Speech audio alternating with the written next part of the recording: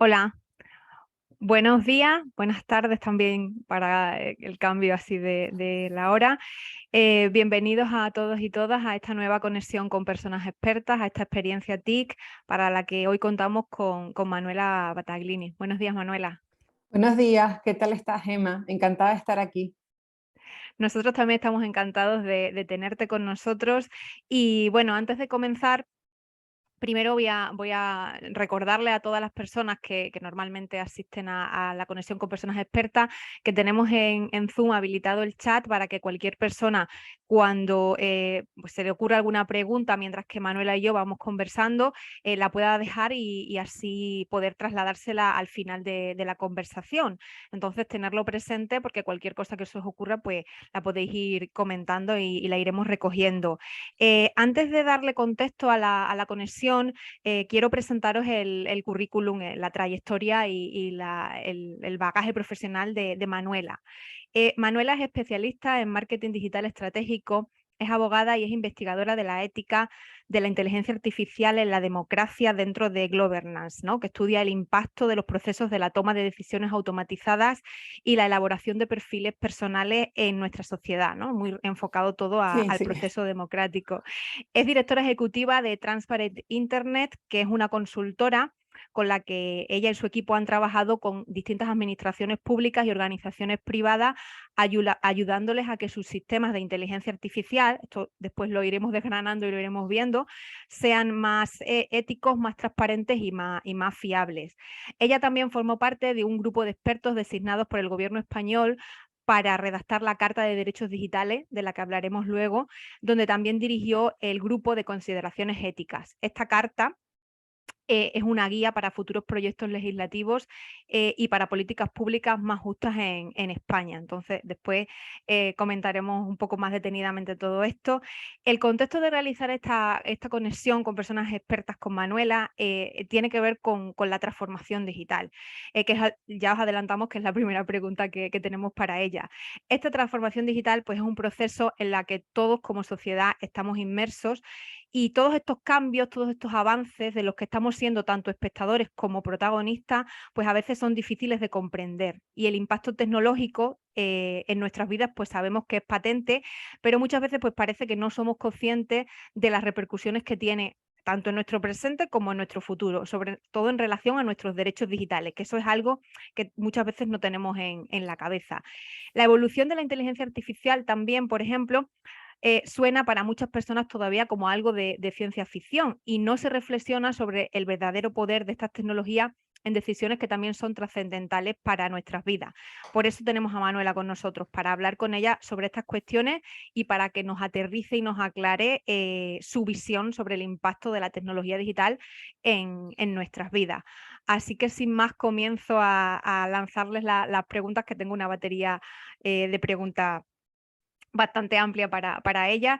Y bueno, como decía Manuela, antes de comenzar, para dar contexto a todas las personas que nos están escuchando, ¿qué podemos entender por transformación digital? Pues la transformación digital es un proceso por el cual una organización intenta integrar la tecnología digital a todas sus áreas empresariales. Lo que quiere es cambiar prácticamente o el objetivo de cambiar su modelo de negocio, de captar un nuevo segmento de mercado, de buscar formas innovadoras de flujos de trabajos internos y sobre todo reinventar su organización y su cultura. Yo creo que básicamente cuando precisamente a través de esta integración de la tecnología en todos los aspectos de una organización, lo que se busca es mejorar la productividad, la experiencia del cliente y la reducción de los costes operativos, así de una manera muy teórica. Como todo tiene una parte positiva y una parte negativa. Ya lo hablábamos antes de empezar este evento tú y yo en privado, que el problema que tenemos en la sociedad actual es precisamente este solucionismo tecnológico, en el que que no es que no esté de acuerdo, ojo, estoy muy de acuerdo y estoy de acuerdo en la innovación, en el avance tecnológico y en todo lo que suponga eficiencia y todo lo que suponga un aspecto positivo para las organizaciones, por supuesto que sí, pero tenemos que tener en cuenta una cosa y es que si lo dividimos, si tenemos un argot, un dato técnico barra académico hablamos de las tecnologías físicas y las tecnologías sociales. Las tecnologías físicas son las tecnologías en su conjunto y las tecnologías sociales son la cultura, la sociedad, las universidades, la educación, el gobierno, las leyes. Entonces, el problema es que las tecnologías en sí, en vez de llamarlo física, vamos a llamarlo tecnologías en sí para que se entienda mejor, están yendo a una velocidad muchísimo más rápido que las tecnologías sociales. Entonces, cuando nos encontramos con un problema, por ejemplo, con el, como es el, por ejemplo, el de los señores mayores y el problema que tienen con los cajeros automáticos, pero que esto es uno de los grandes problemas que tenemos en este sentido. Lo que intentamos hacer es buscar soluciones tecnológicas para poder solucionar un problema que no se soluciona con tecnología, sino con interacción humana. Entonces, ¿qué es lo que ocurre? Que es que realmente esto solamente se soluciona con tecnologías sociales, es decir, vuelvo a repetir, con interacción humana. Entonces, muy bien con la transformación digital, muy bien con el avance tecnológico, pero ojo con los cadáveres que deja a los lados y en los cuales no estamos fijándonos. Entonces, eso, básicamente. Para entender que esta transformación haya sido posible, ¿no? Todo lo que estamos hablando a nivel pues, tecnologías digitales al uso, uno de los protagonistas indiscutibles pues, ha sido el desarrollo de Internet. ¿Puedes explicarnos un poquito más sobre qué significa el concepto de gobernanza aplicado a Internet y quién gobierna la red, si es que hay alguien, algo, algún ente que la gobierne? Un ente supremo, ¿no? Superior. No, bueno, desafortunadamente no existe un Dios bondadoso que esté gobernando el ciberespacio. Pero de hecho, yo más que Internet hablaría del ciberespacio, que es más amplio, y no existe una gobernanza del ciberespacio. Esto incluso lo comenté en la Carta de Derechos Digitales porque para mí es importantísimo, pero no todo el mundo lo entiende. No todo el mundo lo entiende. Entonces, lo que me dijeron es, pero si ya hay mucha legislación en Internet, o sea, lo que dices es, no tiene nada que ver. Ya, lo que tenemos son legislaciones puntuales, pero no tenemos una gobernanza del total del ciberespacio. Entonces, podríamos decir, de una manera más concreta para aterrizar esta idea, es que nosotros tenemos un conjunto de infraestructuras críticas, ¿no? De infraestructuras por las cuales se gobierna o se gestiona todo lo que es el ente público, pues por ejemplo la gestión del agua, la gestión de la electricidad, las carreteras, son infraestructuras críticas, ¿no? Y cada una de estas infraestructuras críticas penden de un ministerio, por así decirlo, ¿no? Entonces, estos ministerios llevan la gobernanza de estas infraestructuras críticas. ¿Para qué? Para que sea una gobernanza democrática, para que llegue a todo el mundo la luz, para que llegue a todo el mundo el abastecimiento de agua, para que todo el mundo pueda usar las carreteras a cambio, bueno, pues de un pago, lo que sea, pero bueno, esa es ya la gestión, ¿no? Después la gestionan empresas, puede haber una participación o puede haber un acuerdo con unas empresas que hagan esta gestión, pero penden principalmente de un ministerio, por lo tanto del Estado. ¿Qué ocurre? Que todas estas infraestructuras críticas están gestionadas a través de Internet, a través del ciberespacio.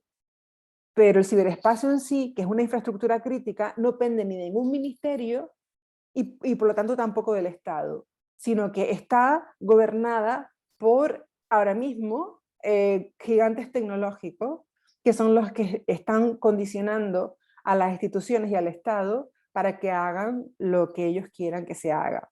Esto lo vimos, por ejemplo, en la pandemia con la API de Google y de Apple, donde se instaló de repente en nuestros móviles, los gobiernos lo instalaron en nuestros móviles y resulta que, bueno, pues dos gigantes tecnológicos que se unen para gestionar lo que se supone que tiene que ser gestionado por parte de la administración pública de una manera democrática. Entonces, ¿qué ocurre? Que nosotros, de hecho esto lo hemos comentado incluso en el Instituto de Santa Fe en Nuevo México, que, un pequeño inciso, Nuevo México y Extremadura están conectados, por cierto.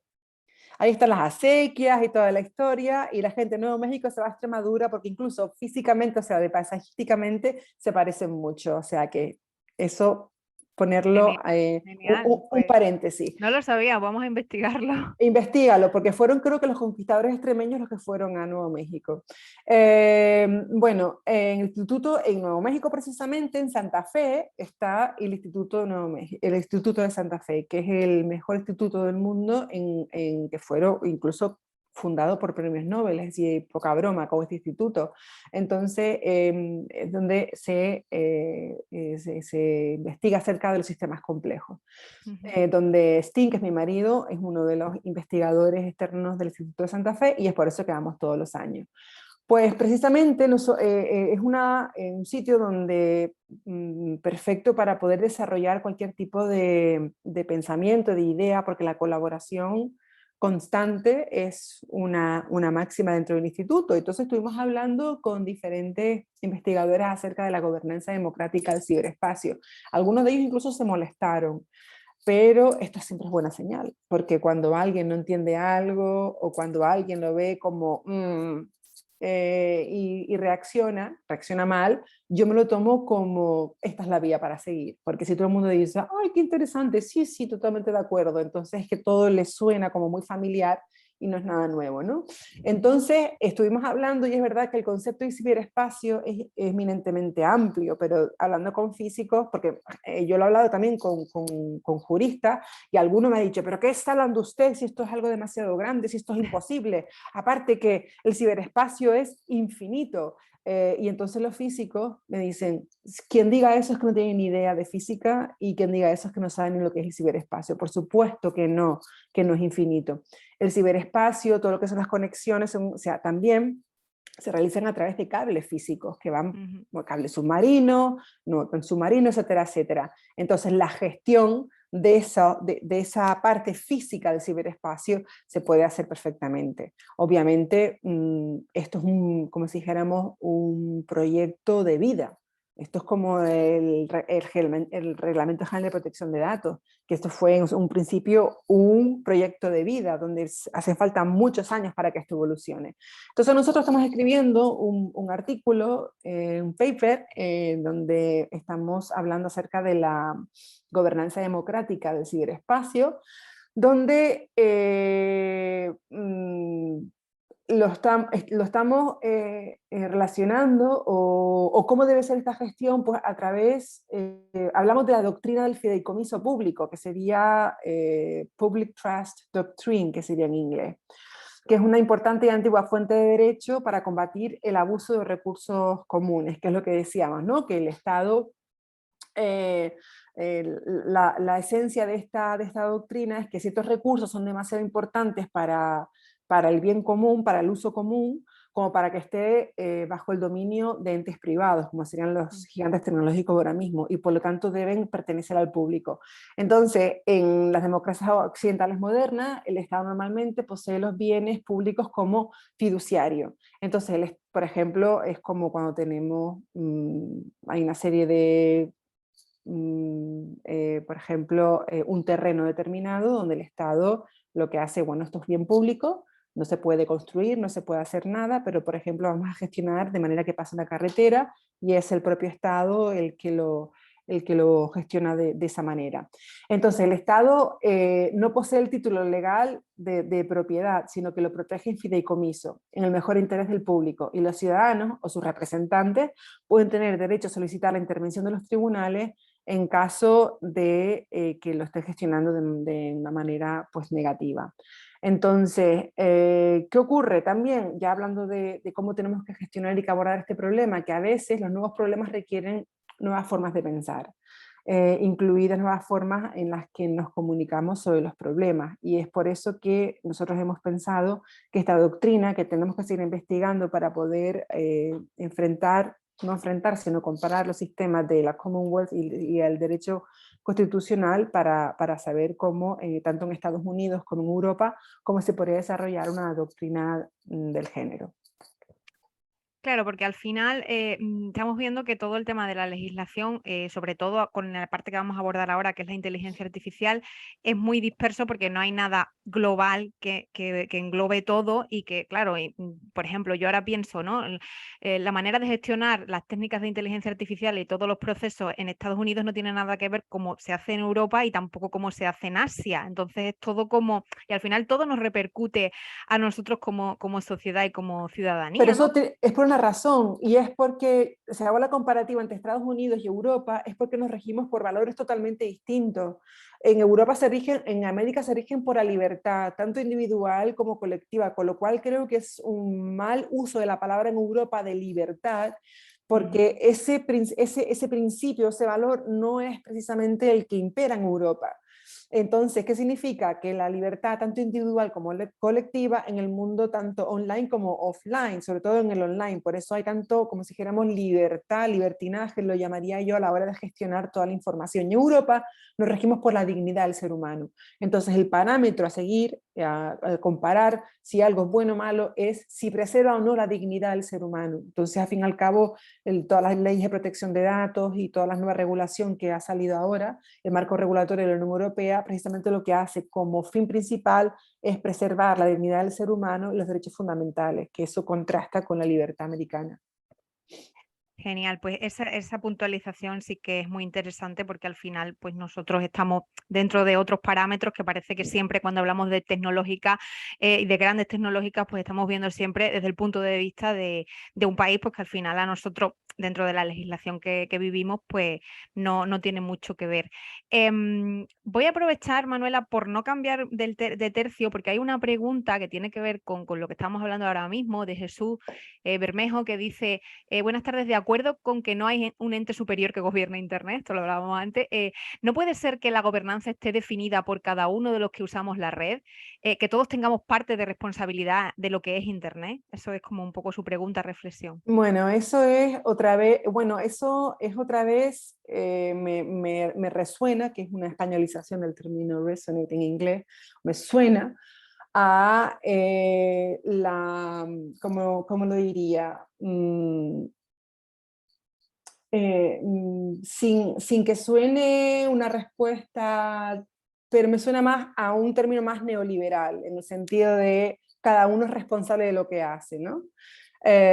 Pero resulta que yo no estoy de acuerdo con esta teoría porque precisamente lo que tenemos que tener son contratos sociales más justos, y esto también aplicado al ciberespacio, porque precisamente, y quien aplica el contrato social más justo no son los propios ciudadanos, sino que tiene que surgir de un ente superior, que en este caso es el Estado. Entonces, y después ya está obviamente la responsabilidad de cada uno de usarlo bien o mal, pero obviamente tiene que estar regulado y bien gestionado para que precisamente ni el Estado ni los ciudadanos pues desvíen hacia derroteros que no son deseables el uso del ciberespacio. Entonces, sobre todo que se convierta en un terreno y un espacio de un juego justo, donde pues quien tenga donde se desarrollen capacidades, donde el mérito de las personas pues se pueda tener en cuenta y sobre todo resaltar y reconocer, donde también si tienes capacidades y habilidades pues para participar, pues tienes que participar, donde no seamos discriminados, etcétera, etcétera. Entonces toda esta gestión, que es solamente una parte, pues tiene que estar gestionado por un ente superior, no un ente religioso, ni superior ni abstracto, pero sí el Estado a través de una gestión democrática. Genial. Vamos a introducir un poco la materia, porque al final tu especialidad tiene que ver sobre todo mucho ahora mismo con el tema de la inteligencia artificial y puesto que ahora este concepto se escucha por muchísimos sitios y está siendo aplicado en todas las industrias, en servicios, en productos cada vez más, nosotros te queremos preguntar por una definición que tú tengas clara sobre qué es inteligencia artificial. Te voy a hacer unas cuantas de preguntas en la misma. ¿Qué valores crees que rigen a la inteligencia artificial? ¿De qué se nutre? Y si tú crees que modela nuestro comportamiento y nuestra toma de decisiones y un poco pues, cómo lo hace. Pues mira, yo te voy a dar la definición que Luke Steels, que es una de las personas que más sabe de inteligencia artificial en el mundo, y que tengo la suerte de conocer además, dio acerca de lo que es la inteligencia artificial. Entonces, él lo que dijo es que es una disciplina científica y tecnológica con aplicaciones prácticas. Entonces, esto es muy importante. Entonces, en primer lugar, la inteligencia artificial es una ciencia, con lo cual que intenta comprender cómo son posibles las capacidades y los fenómenos mentales, sobre todo porque es un modelo de procesamiento de información y tiene que estar presente para poder hacer estas cosas. En segundo lugar, la inteligencia artificial como tecnología, que es el resultado de trabajar en la investigación científica, es decir, tiene que seguir el proceso científico. Entonces, es como, Lucas Steele lo compara con una caja de herramientas llena de mecanismos, y estos mecanismos que son algoritmos y estructuras de datos, donde hay fundamentalmente dos fuentes, que son el procesamiento simbólico, que son las inferencias, la representación del conocimiento, el lenguaje, y una caja de herramientas que es muy grande para el procesamiento de señales, que son el reconocimiento de patrones o control para los sistemas robóticos o para las máquinas. Entonces, cada vez que hay un proceso científico donde se desarrolla una tecnología y se aplica y se ven resultados, esta caja de herramientas va aumentando. Y después está la inteligencia artificial como aplicación, que es lo que tiene, como si dijéramos, cuando ya se aplica, cuando ha pasado por el proceso científico, etcétera, etcétera, y vemos que todo el ensayo-error pues, ha dado al final una herramienta válida, es el impacto que tiene en nuestra sociedad y es realmente lo que nosotros vemos, ¿no? Pero hay que tener mucho cuidado porque la prensa tiene mucha culpa de que nosotros estemos hablando de una flipada en el tema de inteligencia artificial, porque de hecho vemos muchos artículos por parte de personas que no conocen bien el medio o por medios que no son especializados y entonces de una noticia muy, muy concreta sacan y derivan donde algo así como Robocop preparado con armas para aniquilar la raza humana. Todo mentira, o sea, pertenece o al mundo de la fantasía o al mundo de la ciencia ficción.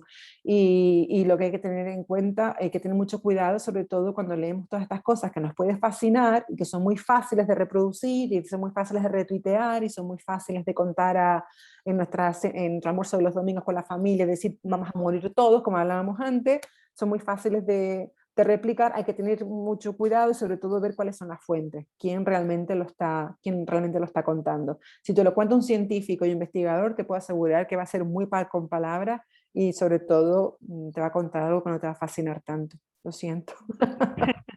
No, todavía no tenemos Skynet ni ninguna de estas tecnologías que nos vayan bueno, a suplantar, ¿no? Sobre todo a nivel, que Hombre, es lo ojo que que sí hay, ¿eh? Ojo que hay tecnologías fascinantes, por sí. supuesto que sí, ¿eh? Pero mucho cuidado también con la ciencia ficción, es lo que quiero decir.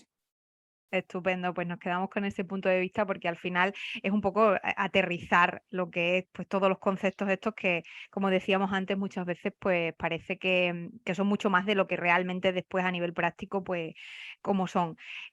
Relacionado con esta pregunta anterior, ¿tú crees que somos conscientes de qué, de cómo y de para qué se utilizan todos los datos que nosotros aportamos cada vez que utilizamos Internet, cada vez que utilizamos el ciberespacio? Y que además aportamos de manera consciente y muchas veces, la mayoría de manera inconsciente, cada vez que utilizamos. ¿Tú crees que nosotros somos conscientes de la importancia que tienen todos estos datos para la alimentación de sistemas que utilizan técnicas de inteligencia artificial? Y nos puedes poner algún ejemplo de la repercusión que tiene para una persona el uso de esos datos, tanto a nivel positivo como negativo. Bueno, no somos conscientes, bueno, ni yo soy consciente, aunque sepa, aunque es mi área de investigación y de trabajo, a veces no soy ni consciente de la información que estoy dando sin querer. Entonces, aquí yo a mí me gustaría hacer una pequeña aclaración y decir que nosotros no somos los responsables. Es decir, el ciudadano, bueno, voy a dejar de decir ciudadano, voy a decir la persona. Las personas que usan o que interactúan con la tecnología no son responsables del mal uso de los datos, porque muchas veces dicen, si aceptaste, ahora te aguantas. Bueno, que me voy a aguantar. O sea, las organizaciones, los gobiernos, las instituciones, las empresas que utilizan tecnología son las responsables de contarnos a nosotros de una manera clara y eficiente qué van a hacer con nuestra información. ¿entiendes? Entonces, porque muchas veces estas políticas de privacidad, estos términos de uso, etcétera, son usados, bueno, son escritos de una manera precisamente para crear fatiga, o están escondidos, o son contratos camuflados, que esto por otro lado no es legal, porque si vemos vamos al Reglamento General de Protección de Datos y vemos para qué se debe usar cada una de las bases legítimas, vemos que el contrato no es precisamente para sumar, no sé, 4, 5, 6, 8, 12 consentimientos, intereses legítimos, etc. Entonces, eso para empezar. En segundo lugar, que también lo hablábamos antes of the record, hay una gran falta de educación de la ciudadanía, de educación de las personas, y esto es una de las cosas que nos urge, sobre todo de una manera fácil porque eh, eh, a mí me gusta mucho la filosofía, me gusta mucho leer todo el desarrollo de la narrativa filosófica que hay detrás de la inteligencia artificial, pero son conceptos dificilísimos de entender para alguien que no está acostumbrado. Incluso para mí tengo que dejarlo y retomarlo de nuevo porque a veces son conceptos demasiado intensos. Bien, para mí está bien y para muchas personas también, pero para el ciudadano medio me parece un disparate poder contarles algo desde el punto de vista filosófico, sí, pero de esta extrema complejidad. Y lo mismo pasa con cómo funcionan las decisiones automatizadas y perfiles personales, que son realmente lo que están ocasionando los que están aumentando de manera exponencial la desigualdad social. No la crean, la aumentan de manera exponencial, porque las sociedades son desiguales por naturaleza. Entonces, no somos conscientes, necesitamos urgentemente una expansión del conocimiento de cómo funciona, y sobre todo lo que necesitamos es una ciudadanía informada, que si quiere seguir y dar datos, que los dé, pero que esté informada. Claro, que sepan un poco, pues, que al final qué se va a Mm. hacer con esos datos. Sí que es importante esto que comentabas ahora, porque esta pregunta también enlaza con la siguiente que voy a hacerte, ¿no? Que además lo has comentado tú ahora mismo. Muchas veces no damos importancia a la aportación de estos datos y ni siquiera sabemos que lo están aportando, pues no sabemos Ujú, que simplemente con el utilizar un teléfono móvil ya estamos dando información, aunque no estemos añadiendo nosotros la información, ujú, estamos aportando esa información porque luego va a repercutir en una toma de decisiones que nos pueden afectar directamente. Pero nosotros, por ejemplo, aceptamos permisos de aplicaciones, como decías tú antes, rellenamos formularios, cualquier cosa que nos ponen en pantalla.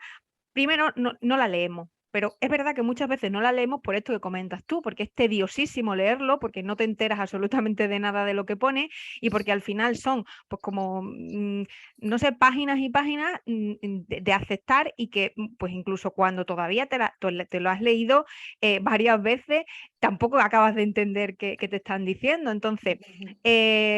¿estás de acuerdo, por lo que has comentado ahora, que el lenguaje que se utiliza para escribir esos textos es rebuscado y que tiene unas formulaciones tan complejas que hacen pues, que la gente no se plantee esta lectura? ¿Tú crees que nosotros los usuarios podemos hacer algo al respecto de esto? Bueno, pues ahora mismo yo creo que la manera que podemos hacer es exigir a las organizaciones una información clara. De hecho, hay empresas que tienen, pocas, que tienen dos tipos de política de privacidad, una para los usuarios y otra para mucho más la técnica que es Ujú. mucho más compleja. Quien sí tiene políticas de privacidad, por ejemplo, muy claras, son aquellas herramientas éticas, que son, porque siempre hay herramientas éticas, es decir, esto es otra de las cosas que va dentro del pack del conocimiento ciudadano de qué está sucediendo ahí fuera. Y es que normalmente cuando hay una herramienta de un gigante tecnológico, hay otra igual, pero sin, que no recopila ningún dato personal ni tampoco especula con ello. Ujú. Y normalmente estas empresas suelen tener políticas de privacidad, son una parte de su estrategia de marketing también, obviamente, bueno, de su honestidad, porque al fin y al cabo forma parte del principio de honestidad que tienen, como del valor de la honestidad que tienen implícito de la transparencia, de contar de una manera muy clarita para qué quieren cada uno de los datos, porque Por ejemplo, ahora estamos en Zoom. Zoom creo que pide, no sé si son 35 o 40 permisos a nuestro móvil, nuestros dispositivos, pero Whereby, que es también una herramienta que hay ética, pide 6 permisos. Entonces, ¿qué hace con el resto de los 30 permisos esta otra herramienta? ¿Qué Ujú. significa que Whereby pide 6 permisos? Que son los únicos 6 permisos necesarios para poder hacer funcionar esta herramienta. ¿Y Una qué pasa herramienta con los como otros esta, 30? claro. ¿Para qué Por los ejemplo, utiliza? tú también utilizas un correo electrónico que es ProtonMail, alternativo, sí. exacto, Ujú. alternativo a los correos electrónicos A Gmail, que además le comerciales, está copiando sí. todas las funcionalidades, esto es lo que hay, porque al fin y al cabo han sido muy inteligentes, nació en el CERN en Suiza, Ujú. entonces ellos dijeron, bueno, este es el principio de base, es la preservación de la privacidad como principio y por defecto. Es verdad que tienes que pagar, yo pago cada 2 años y me olvido. Pero bueno, es que realmente el problema está en los modelos de negocio. El problema Claro, está en los modelos de negocio. había una Entonces, frase por ahí que comentaba que si el producto es gratis, el negocio son tus datos o lo que claro. se quiera hacer con ellos, claro. Entonces, si yo gano dinero otra vez de una suscripción anual, pues entonces no me hace falta especular con tus datos.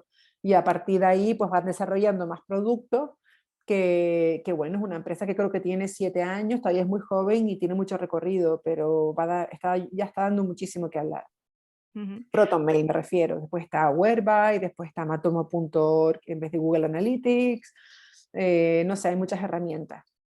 Vale, luego seguramente creo que tengo al final alguna pregunta relacionada también con herramientas para temas de derechos digitales, pero Ujú, esto es muy interesante y yo animo a todas las personas que nos están visualizando a que busquen alternativas, ¿no? A estas herramientas, pues para también tengan ese conocimiento, luego ya decidan qué quieren utilizar y de la manera que lo quieren hacer, pero es necesario también conocer este tipo de alternativas, como decíamos, pues porque no es simplemente aceptar todo lo que nos pongan por delante y ya está, sino que nosotros también podemos investigar y movernos y hacer nuestra parte, ¿no?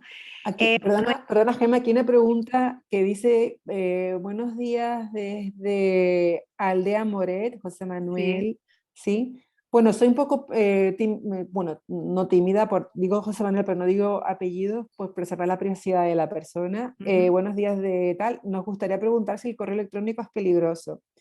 Bueno, pues Gmail lee cada una de las palabras que escribe en el correo electrónico, cada una de las palabras, y todos esos son datos que recopilan para qué. Dicen que es para publicidad, pero no es para publicidad, es para muchas cosas más.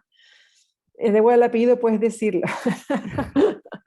Bueno, ya me he acostumbrado a respetar la privacidad de las personas, con lo cual hasta aunque me den el consentimiento me da un poco de yuyu.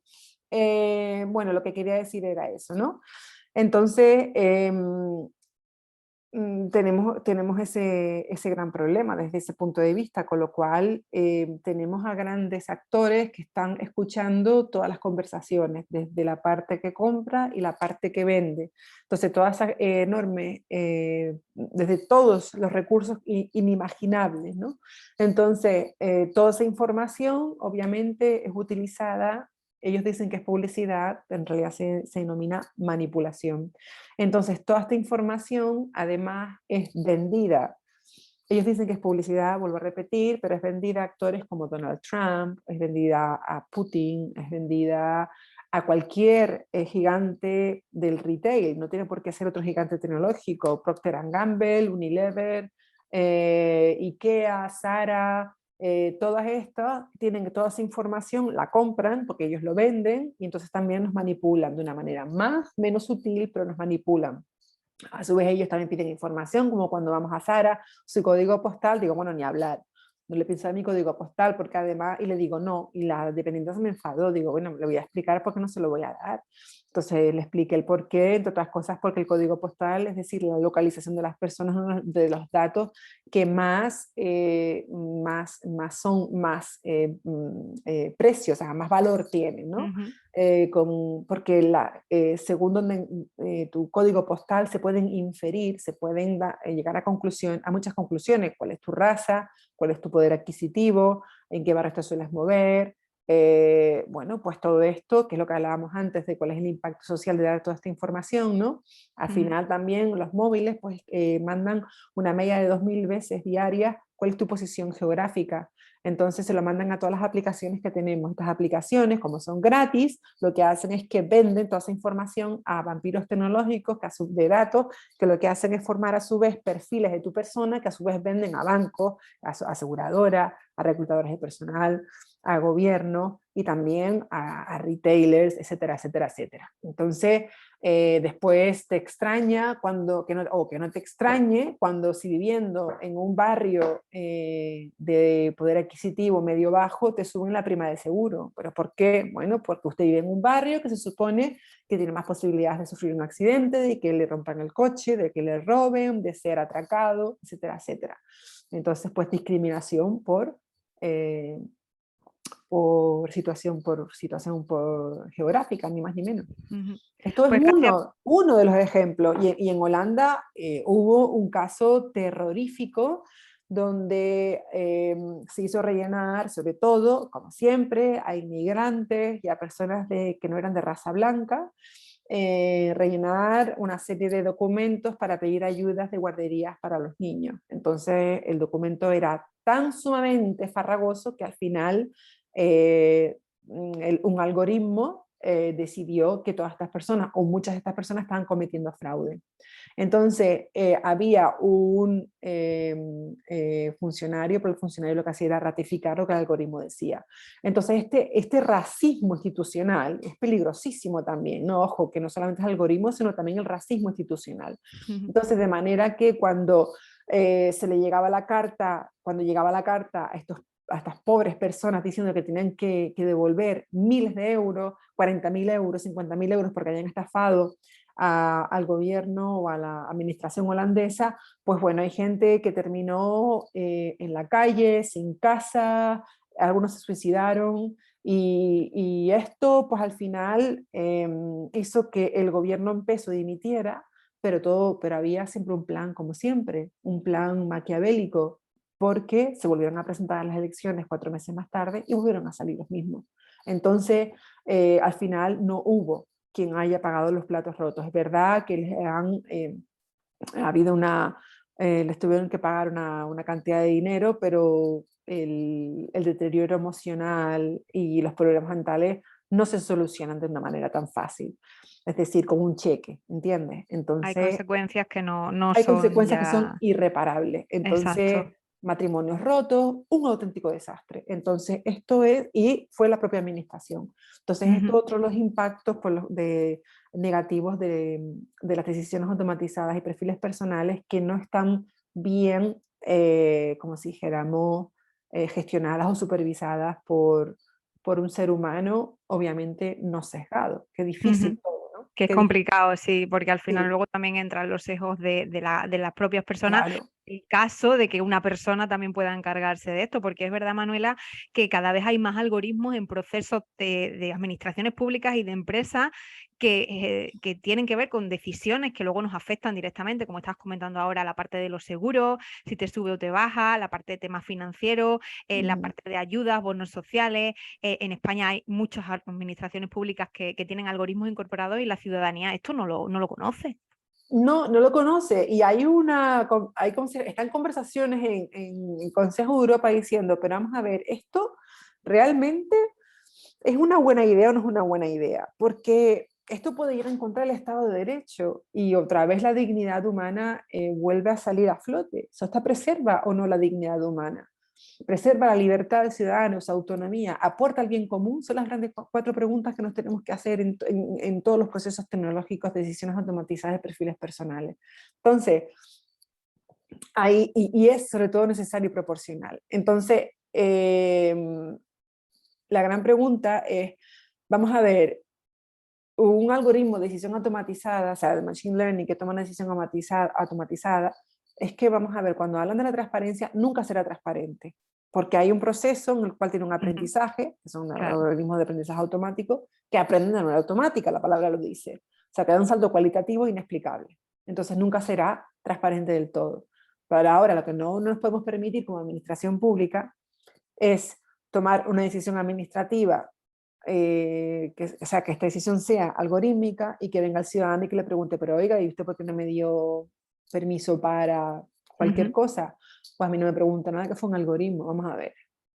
Esto va Claro, al totalmente en final, contra del ¿quién tiene la Estado de Derecho. responsabilidad? Exactamente, ¿no? Está Al final, totalmente en contra del Estado de Derecho. balones fuera, Balones porque al fuera, final... va en contra del Estado de Derecho y además del principio de transparencia y además también lo que hablábamos, que no preserva la privacidad, la dignidad del ser humano. Entonces, aquí hay mucho trabajo que hacer todavía, estamos en pañales y lo que no nos podemos permitir es un caso como el de Holanda, pero bajo ningún concepto, vamos. La verdad es que es un caso bastante representativo, ¿no? De hasta dónde se puede llegar Mm. cuando, pues, bueno, el uso de las tecnologías es como todo lo que puede salir mal, sale mal al final Mm. y al final lo que tú comentas sobre todo, ¿no? No hay repercusiones y a ver a quién le pides responsabilidades o si las pides después, pues no pasa nada. La siguiente pregunta tiene que ver con la privacidad, ¿no? A la hora de utilizar Internet, que es algo que tú estás comentando durante toda la conexión y sabemos que la privacidad en general, ¿no? Bueno, lo que nos suena como usuario, es importante cuidar la privacidad, sobre todo a nivel tecnológico, pero ¿tú crees que realmente somos conscientes de la verdadera importancia que tiene proteger los datos, los dispositivos, o esto se repite como un mantra y no se aplica de manera efectiva? Al final un poco nos da igual. ¿Cómo Nos da igual, decir? sí, sí, porque está también esa famosa frase de no tengo nada que esconder. Entonces, yo creo que si no tienes nada que esconder, eres un paria de la sociedad. Y yo no conozco a nadie que sea un paria de la sociedad. Todo el mundo tiene algo que esconder, pero por el mero hecho que te pertenece, punto. O sea, no porque hayas hecho algo malo, sino porque te pertenece, porque forma parte de tu intimidad, de tu privacidad, de tu intimidad o porque no te da la gana de decírselo a nadie, porque es tuyo, punto. Entonces, eh, el problema es que nosotros hablamos desde este problema, valga la redundancia, desde un punto de vista tecnológico, o sea, desde un Ujú. punto de vista tecnológico, pero no desde un punto de vista del impacto social. Porque si nosotros hablásemos de este problema desde el punto de vista del impacto social, de, ay, ¿por qué mis niños no han sido admitidos en ciertos colegios? ¿Por qué he mandado un vídeo a esta reclutadora de personal y no me han cogido para este trabajo si realmente tengo todas las cualidades para hacer este trabajo? ¿Por qué me han subido la prima del seguro? ¿Por qué me han cortado el seguro privado y dicho que esto no me lo van a financiar? Porque pues muchas preguntas, ¿no? De este tipo. Pues eso es impacto social de las decisiones automatizadas de perfiles personales. Y una persona que dice, es que a mí me da igual, no tengo nada que esconder, si en realidad no es que tú tengas nada que esconder, igual a repetir, solamente un paria social no tiene nada que esconder y no eres un paria social, eres un ser humano con muchas cosas que te pasan día a día, con tus problemas, con tus sueños, con tus, ah, con tus aspiraciones y te las roban y te roban los sueños, te roban las aspiraciones y te las machacan y no solamente eso, sino que además distorsionan tu vida y te la dirigen hacia otro lado. Entonces, claro que te tiene que importar y claro que te tiene que interesar. Y esto es lo que pasa con este tipo de decisiones algorítmicas. Ujú. Al Es lo que pasa con final, el email, por ejemplo, que me preguntan, ¿es peligroso o no? Pues yo le puedo contar mis sueños y aspiraciones a una amiga, a alguien, por email.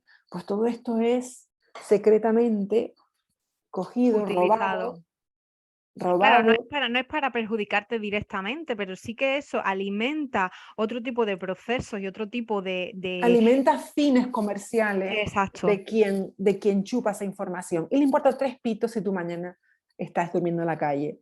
Le importa tres pitos. Ujú. Al final es lo que comentabas ahora porque nos ha pasado a todos, además es algo que es muy común y cada vez más, ¿no? En centros comerciales que te pidan el código postal, tú esto lo ves No lo como un den, dato, lo ves como un dato bueno, no afecta, pero realmente sí no que lo den. afecta a... Pagamos con tarjeta. Entonces, con la tarjeta nos dicen mucha información, nuestros nombres, apellidos, lo que hemos comprado, nuestra talla, nuestras preferencias de ropa, de productos, de alimentos, y encima a nuestro perfil se va a añadir donde vivimos. Ojo.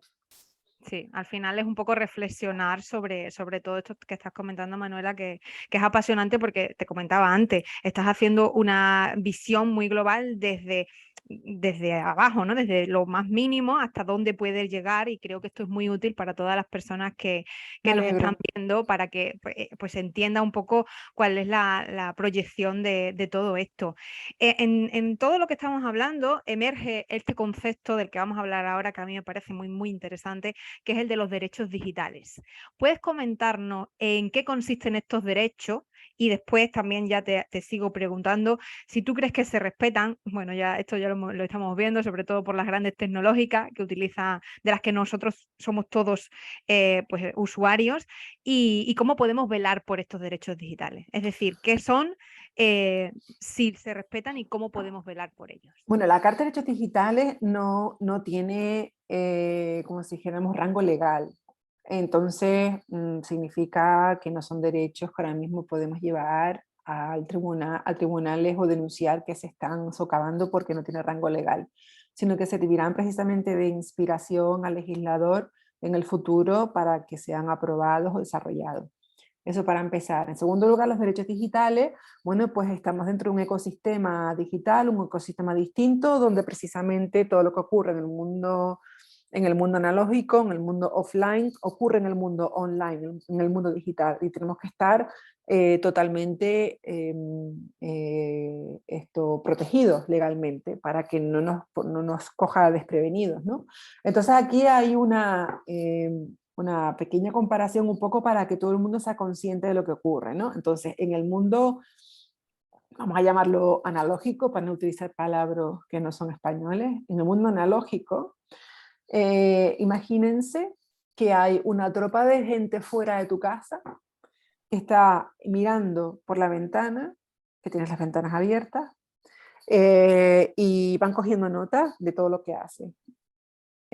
Rollo, coge la espumadera, así en ese plan, detallado, coge la espumadera, ahora Gemma coge la espumadera, está friendo el huevo, se está comiendo el huevo con esto, con lo otro, va al cuarto de baño, sale del cuarto de baño, va a su dormitorio, se pone esta ropa, tal y que cual, bueno, que te entra un ataque de pánico poco, llamas a la policía y metes una denuncia. Entonces, ¿por qué no podemos hacer lo mismo con los que nos están espiando cada milésima de segundo y hacen algo todavía muchísimo más profundo, que es llegar a nuestros sueños, como decía antes, nuestras aspiraciones? Bueno, pues desafortunadamente, porque se supone que utilizan una base legítima para hacer eso, el consentimiento, pero es que son modelos de negocio ilegales, son ilegales, entre otras cosas por lo siguiente, porque están infringiendo uno de los principios más importantes del Reglamento General de Protección de Datos, que es limitación de la finalidad, donde dice, yo voy a recoger estos datos para hacer esto. Mentira, para hacer esto y mucho más, pero ese mucho más no te lo cuentan. Y esa limitación de la finalidad es un principio que es muy poderoso y el cual deberíamos seguir utilizando para poder pararle los pies a estos gigantes tecnológicos, con lo cual este espionaje que sufrimos de manera milimétrica tiene que ser denunciable y tiene, pues, lo que estábamos hablando antes, la Public Trust Doctrine, que es la doctrina del fideicomiso público, es decir, pues quien está utilizando Internet de manera tóxica, ciberespacio de manera tóxica, hay que pararle los pies sí o sí, y esto es una manera tóxica de utilizar el ciberespacio. Por mucho que estemos acostumbrados después de 13, 15 años que están implementados, nos da igual, esto es una manera tóxica de utilizar el ciberespacio y de aumentar de manera exponencial la desigualdad, de cargarse a la clase media y sobre todo de que el Olimpo esté solamente destinado a cada vez menos personas y actores que son los más poderosos. O sea, es que más claro imposible. Pues el tema de los derechos digitales, como Ah, bueno, decíamos, los derechos digitales, sí. sí, Entonces, claro, es que me voy por unos derroteros porque, claro, todo esto como que lo vives con pasión, y sí. forma parte de mis principios también, ¿no? O sea, es algo que yo vivo, comparto. Y bueno, aquí leí un poquito sobre una persona que decía, si la solución es no usar tarjeta de crédito o Ujú. intentar aislarse este sistema, ya que vivimos igual, claro, es que esa es una pregunta totalmente justa, es decir, es una pregunta que entiendo perfectamente y que es muy frustrante decir que, bueno, no usar solamente cash, bueno, puede ser una solución para que no nos espíen tanto, eso ya lo sé, pero vamos a ver, tarjeta de crédito ya hemos utilizado desde hace demasiado tiempo, con lo cual ese mecanismo, pues mira, está más instaurado y el dinero, por lo visto, espero que no, está destinado a desaparecer. Pero lo que tenemos que ser conscientes es de lo que ocurre con nuestra información. Entonces, sobre todo eso. Tampoco hay que paranoiarse con cada paso que demos, pero ser conscientes de que si yo pago algo, hay alguien detrás que sabe mi nombre, mi apellido, mi talla, las cosas que me gustan, lo que he comprado y todo eso que he hecho a lo largo de, no sé, 10, 15, 20, 30 años, se está amontonando dentro de un perfil personal mío, que ya sabe lo que hacen con eso. No hay que paranoiarse, pero hay que saber lo que pasa detrás, ¿no? Entonces, pues Claro. necesitamos otra vez protección. Pero con la nueva legislación de Digital Services Act y Digital Markets Act que ha sacado la Comisión Europea, sobre todo va a haber un gran paquete de responsabilidades hacia los gigantes tecnológicos que nos van a servir mucho. Con lo Claro, al cual, final estas dos últimas legislaciones que comentas sí que tienen que ver mucho con cómo las responsabilidades, Europa sí. protege un poco más a los Sí, sí, sí, consumidores, sí, los usuarios exactamente. con respecto a otros países donde comentabas antes, ¿no? Era todo mucho más libre, Uh-huh, más uh-huh. libertad, libertinaje en el sentido del uso de estas tecnologías.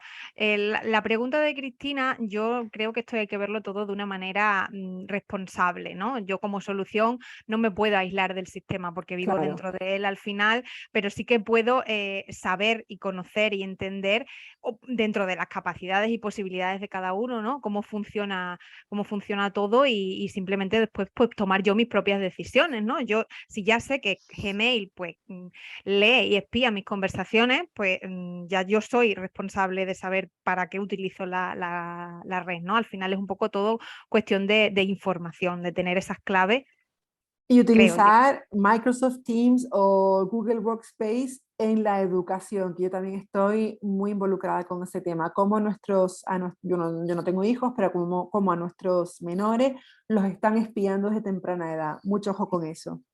Claro, al final es que es todo tan amplio y está todo tan, al final, como nos pongamos a pensar en todo, es un poco lo que comentaba Cristina en este caso, ¿no? Que te agobias y ya solo ves toda la parte negativa. No es cuestión de eso, pero sí es cuestión de tenerlo claro, De como saber dices qué tú, ocurre Manuela. Al y final tomar tienes que decisiones saberlo, informadas, claro. exactamente. Eso es quizá lo más relevante de lo que estamos hablando. La Carta de Derechos Digitales, como estábamos hablando, ¿Mm? ¿nos puedes contar más sobre ella? Por ejemplo, yo bueno, la leímos en su momento y relacionados con los derechos que tienen que ver con la inteligencia artificial, pues veíamos que está todo enfocado en la persona. Me interesa principalmente este principio de no maleficencia. Si nos puedes explicar un poquito más sobre ella o nos puedes contar qué derechos crees tú que, mm, que son a lo mejor pues más relevantes dentro que son todos relevantes, pero bueno, ¿cuál considerarías tú que en el campo de lo que estamos hablando es más interesante destacar? A ver, espérate que encuentre ese principio. Aquí está. Ah, bueno, espérate. Maleficencia, sí. Bueno, mira, yo te quería...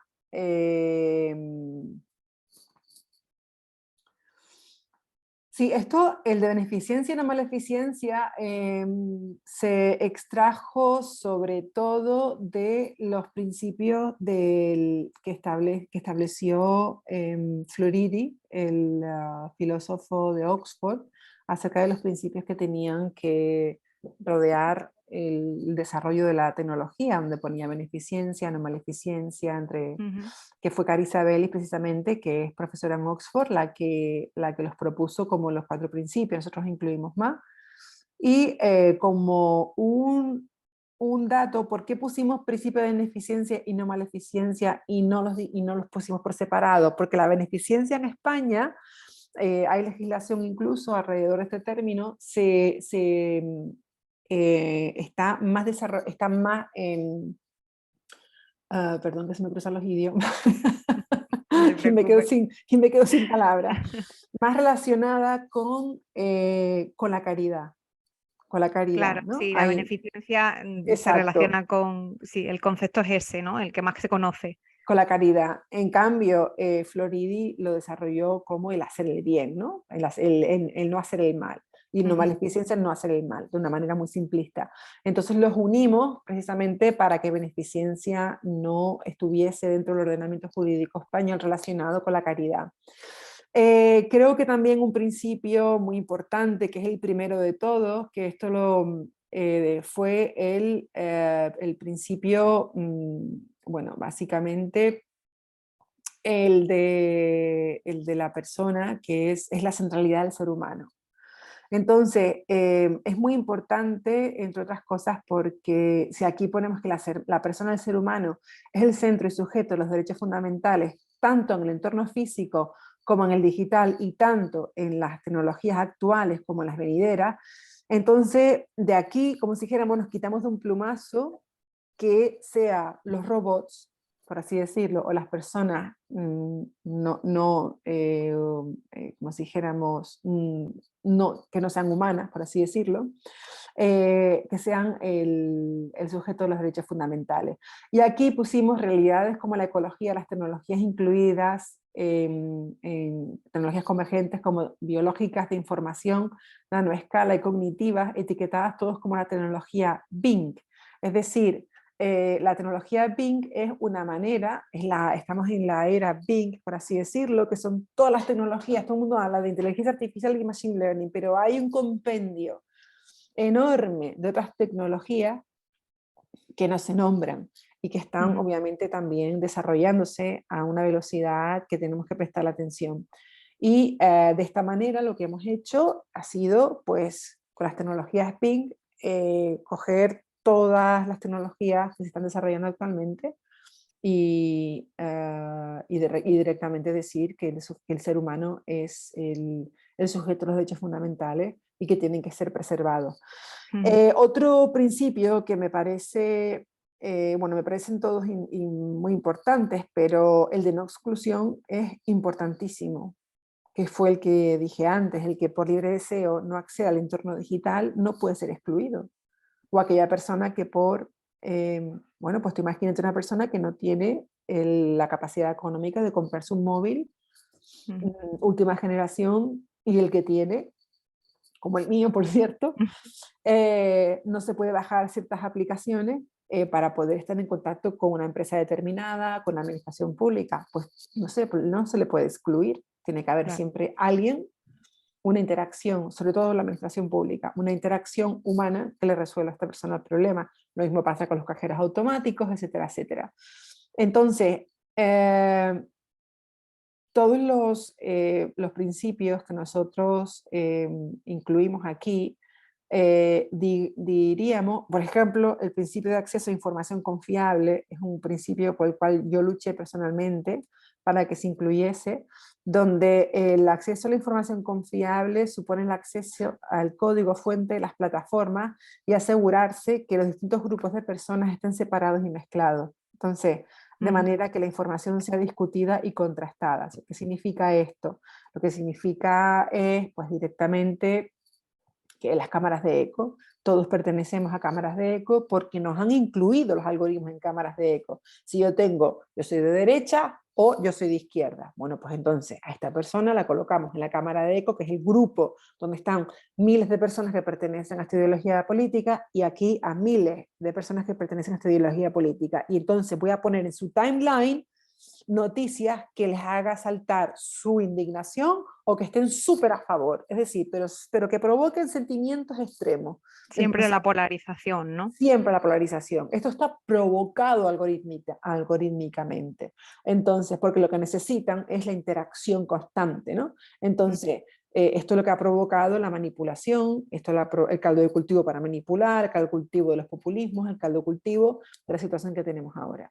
También de la desinformación, Y claro. de la desinformación, claro, por Mm. supuesto. Entonces el acceso a la información confiable es que podamos acceder al código fuente y deshacer estos grupos y que la información sea pues como en los bares antaño, cuando éramos pequeños y nuestros padres iban al bar y uno era del PSOE y el otro era de Alianza Popular antaño y entonces bueno, se peleaban pero se iban tan contentos y tan amigos. Es que ahora hay bares donde dice que no se admiten a personas con cierta ideología política. Hemos llegado a ese extremo. Sí, Entonces, claro, tenemos que contrastar y tenemos que esa idea sea como hemos hecho toda la vida, pues no estoy de acuerdo, pues ¿por qué no? Y entonces ahora lo que me llama la atención es que yo a veces doy las gracias de que una persona que tenga una ideología contraria a la mía mantenga una conversación conmigo y no termine insultándome a la tercera, que ahí es la disonancia cognitiva, cuando de repente con una serie de comentarios la otra persona o yo me doy cuenta, porque todos tenemos disonancia cognitiva,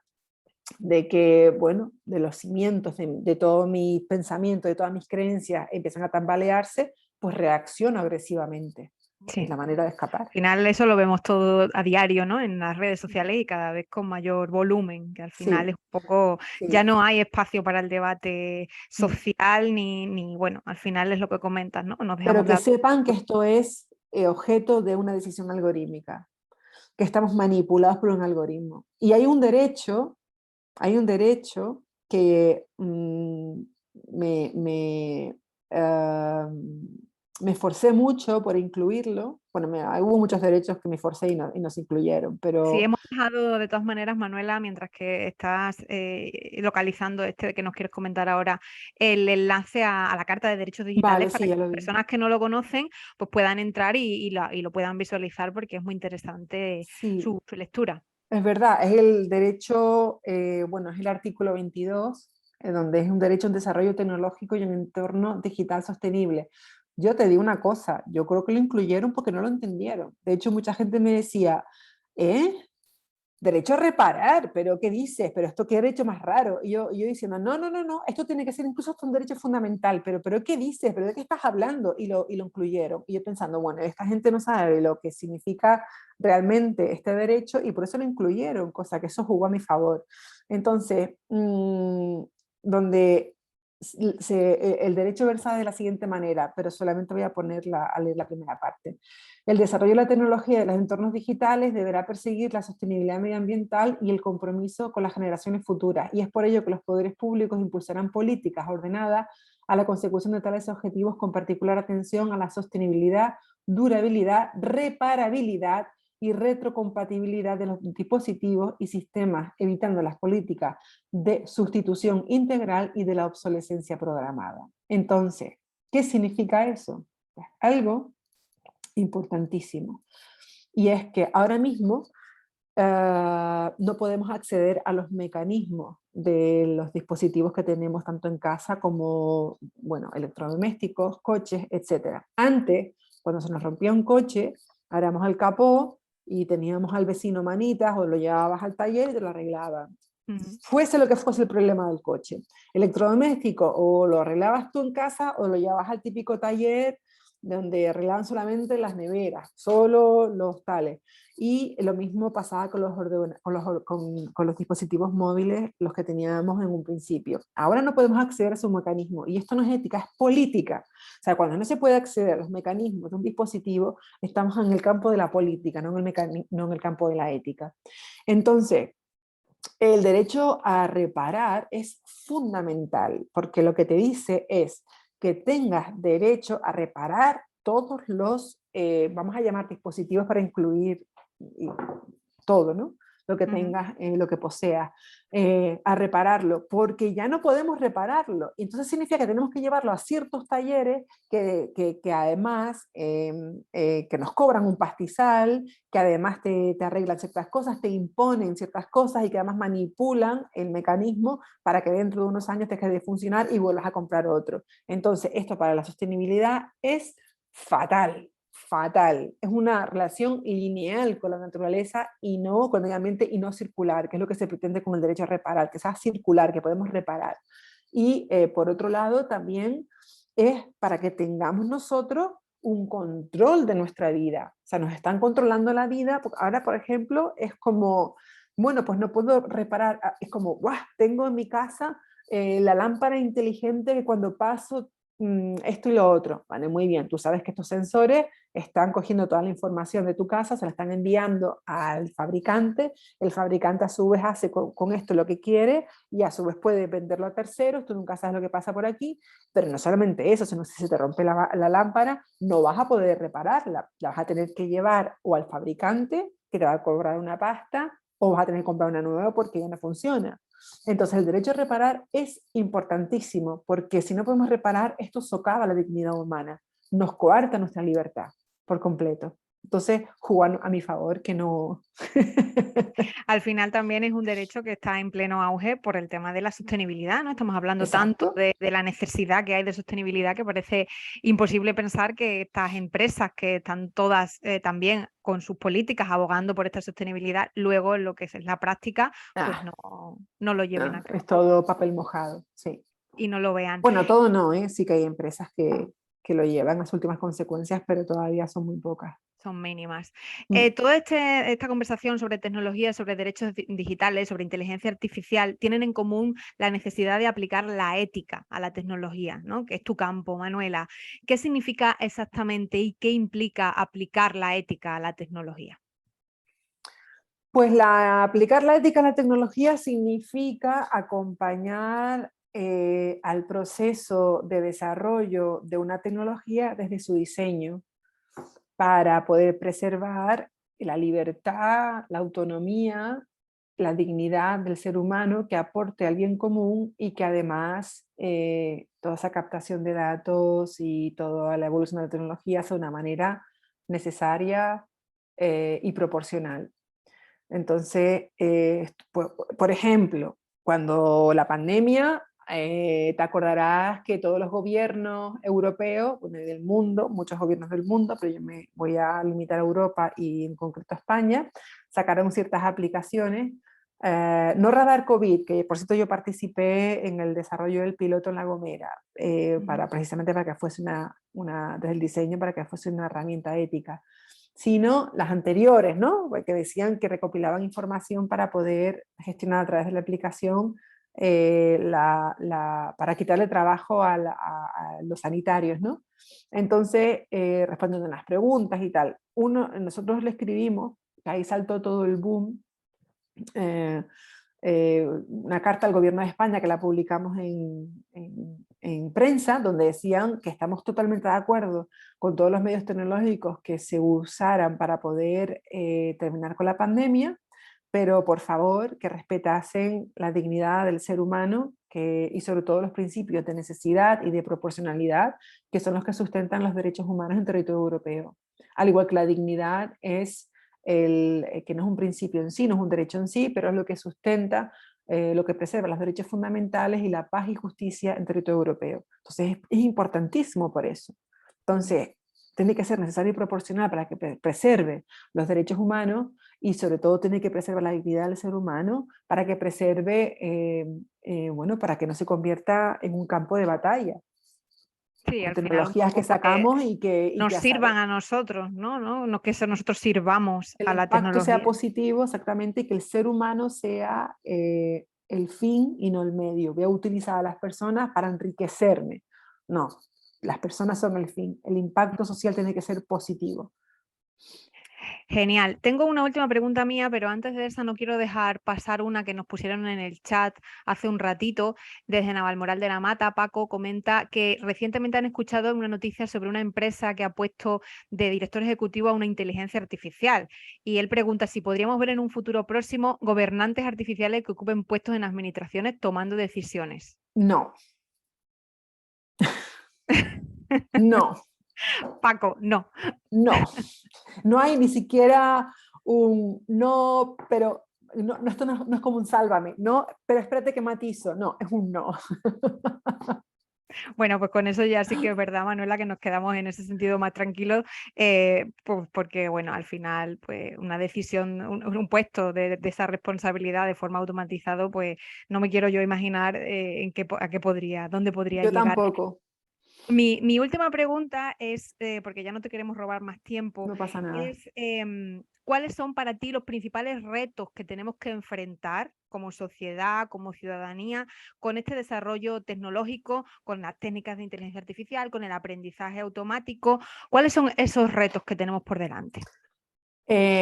Como la canción dice, people have the power. Y realmente el gran reto que tenemos es el educar a las personas sobre lo que está ocurriendo.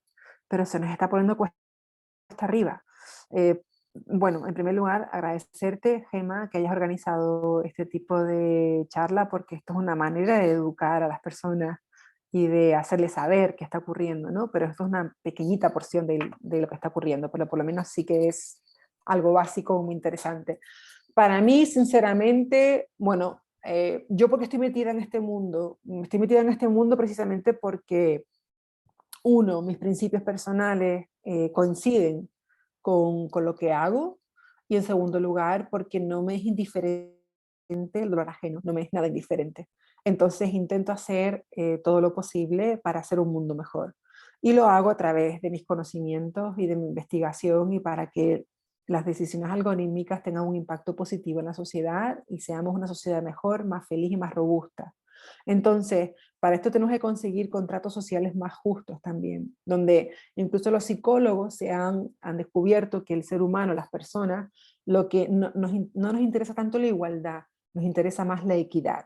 Entonces, donde tenga, que es un sistema más justo, ¿no? No igualitario, sino justo, donde cada uno obtenga lo que se merece, y quien no tenga unas capacidades para poder subir, pues que se les desarrolle capacidades, ¿no? Sistemas de desarrollo de capacidades, y de poder ir aumentando y subiendo escalones sociales y económicos para poder tener una vida digna.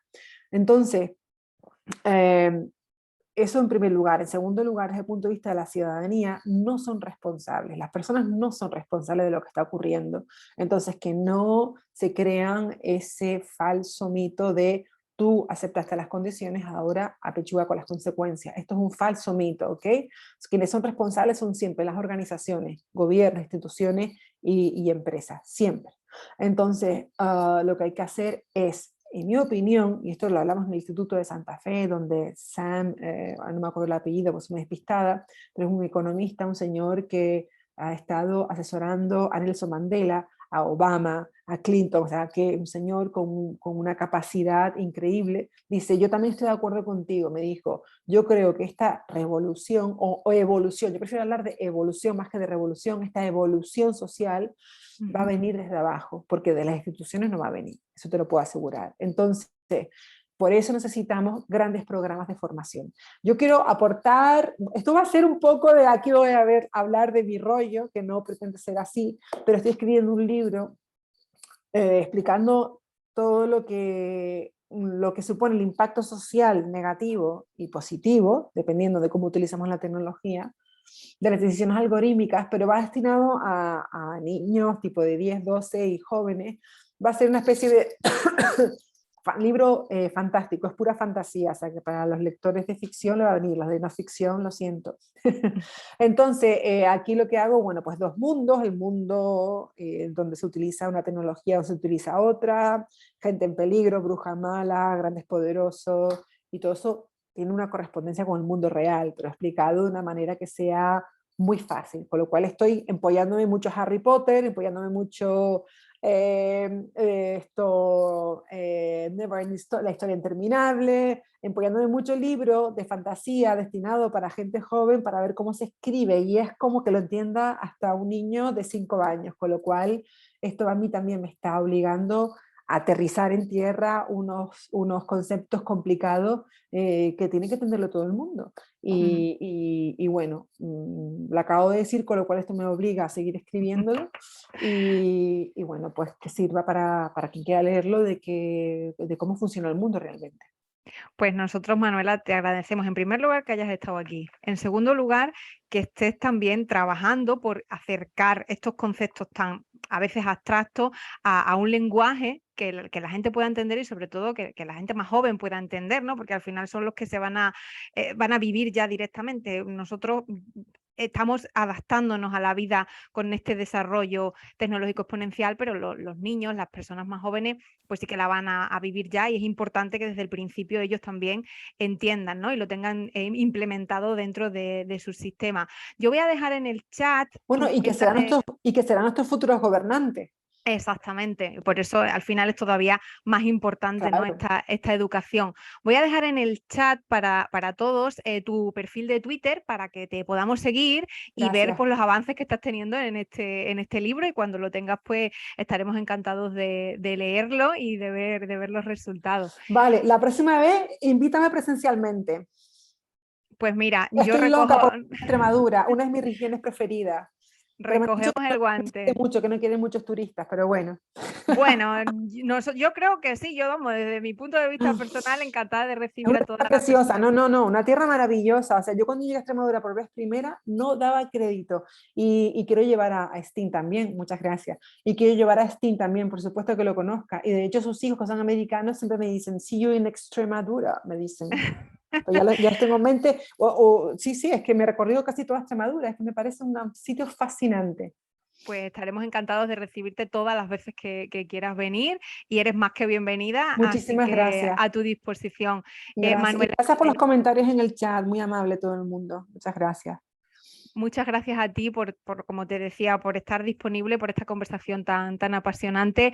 Recordar que la vamos a tener grabada dentro del canal de YouTube del Plan de Competencias Digitales para la Empleabilidad, y nada, sin más, despedirte y de nuevo pues agradecerte la conversación. Muchas Un gracias, Manuela. placer, muchas gracias. Muchas gracias a todos y un saludo a todo el mundo en el chat. Adiós. Adiós, adiós.